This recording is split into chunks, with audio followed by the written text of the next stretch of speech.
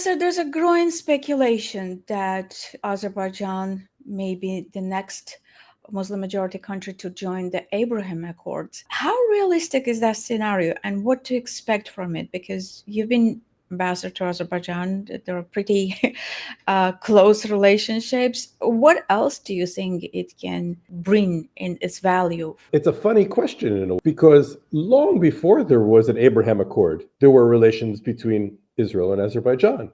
And so in some ways, Azerbaijan-Israel relations are a model for the Abraham Accord and not necessarily something that needs to be joined, you know? At the same time, if identifying with this idea that Israel and Muslim countries have lots in common, lots of shared interests, lots of things in terms of business and in people-to-people connection, and often a strategic partnership. I think Azerbaijan is the ultimate model for such a thing, and perhaps even the Abraham Accords learn from Azerbaijan. But if it gives a little bit more publicity and a little bit more good news to the relationship and makes some of the bigger players internationally more aware of the success that we have together, then why not? But really, the more serious answer is the partnership is there. It doesn't need any more pushing, and it's diverse.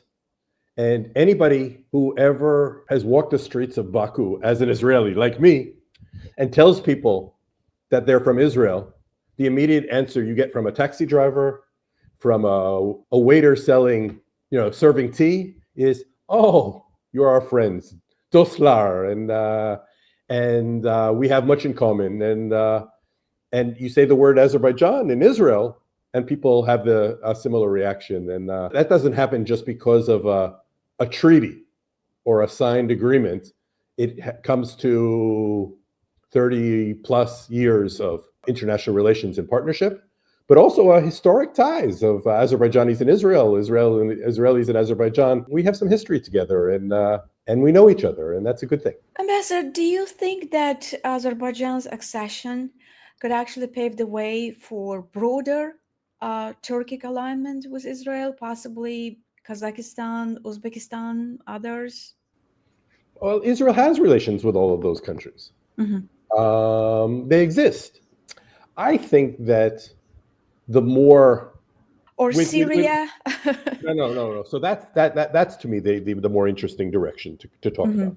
My point is that countries like Azerbaijan and Kazakhstan and Turkmenistan and the like have, since the fall of the Soviet Union and since independence, had good, positive, constructive relations in a wide area of, and things that used to be quiet about the relationship are pretty public. The more interesting countries are different countries, and you mentioned Syria, and we'll see. Other countries that have been mentioned, of course, include Saudi Arabia and perhaps Indonesia, perhaps Malaysia one day, Bangladesh. There are certainly countries out there that both sides would benefit from a deeper relationship with Israel. I hope that they happen, and I hope that all those countries take a look at Azerbaijan and Israel, and perhaps even the Emirates in Israel, and perhaps even Bahrain in Israel or Morocco in Israel, and say, do you know what? We have a lot in common and a lot to benefit from each other, and maybe even a chance to influence Israel for the things that those countries think are important, as Azerbaijan does. How would you comment on the latest meetings that took place in Baku between Israel and Syria? And how do you see the role of Azerbaijan? Was it just a venue or more than that? Well, I think that it's interesting. Firstly, I don't know where, so the question is more about Azerbaijan than about Syria, because who knows where Syria is going? It's something very new, and we're all looking at it with a certain amount of hopefulness, but also some concern. There was some violence in the last week or two within Syria between different sects, and obviously there's a concern about Syria's past, Syria's new leaders' past and their connection to ISIS. At the same time, Israel is an immediate neighbor, and I think a country like Azerbaijan have a shared interest that we hope that the new leadership in Syria will turn out to be moderate and responsible and successful. We wish success for our neighbors, the Syrian people. They've had a tough decade or two, and we wish for them better days. As for Azerbaijan and its international diplomacy, I think that in fact, I heard a quote, I think, from the Azerbaijani president recently that in the time after the end of the war in Nagorno-Karabakh, Azerbaijan is feeling more confident, having more opportunities on the international stage to be a constructive player for third parties. And I can think of a number of examples that for Israel that's happened in recent years. The meeting between Israeli officials and Syrian officials in Baku just a few weeks ago is one example, but I think that there are other examples too.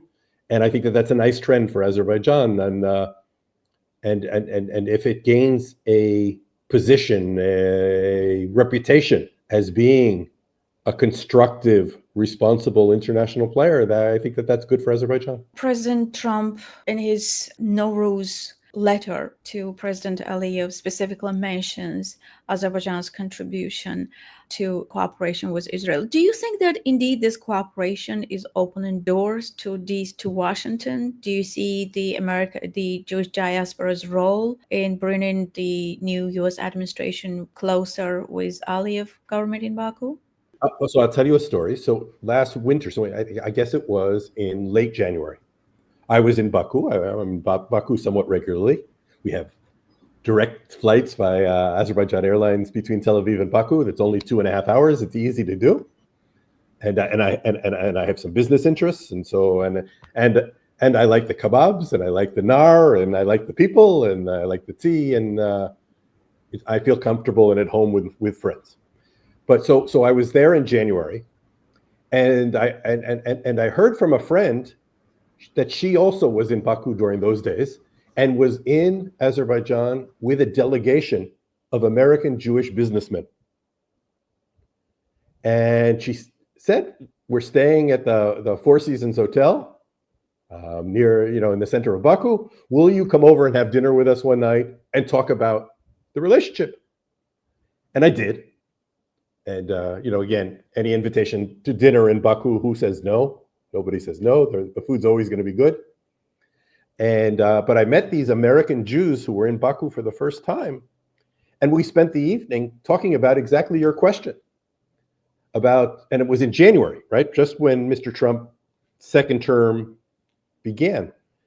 And we talked about this idea of building up deeper ties between the new administration, between the Trump administration and between the Azerbaijanis. And from what I understand, that this relationship during recent months has grown, and there have been interesting meetings and positive connections. And I'm not going to make the argument that it was me or that it was American Jews who did it, but I'm glad to see, just like you asked the question regarding Turkey and Azerbaijan having two friends, Turkey and Israel.